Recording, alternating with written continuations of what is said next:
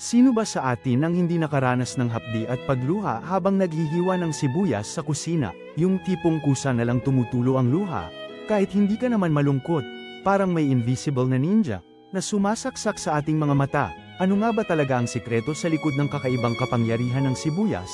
Bakit hindi natin ito maiwasan? Alamin natin ang agham sa bawat patak ng luha, isang tunay na chemical attack sa kusina. Ang salarin ay hindi simpleng pang-aasar, kundi henyong mekanismo ng depensa. Kapag hiniwa ang sibuyas, nasisira ang mga selula at naglalabas ng sulfur compounds, kasama ang espesyal na enzyme na allanase. Ang allanase ay parang susi, nagbubukas ng pinto sa serye ng reaksyong kemikal. Dito nagsisimula ang drama. Ito'y matalinong paraan ng sibuyas para protektahan ang sarili laban sa mga peste at hayop. Likas na sandata, kapag naghalo ang sulfur compounds at allanase, mabilis silang nagiging sin-propanethyl S oxide. Ito'y gas na sumisingaw at umaakyat sa mata.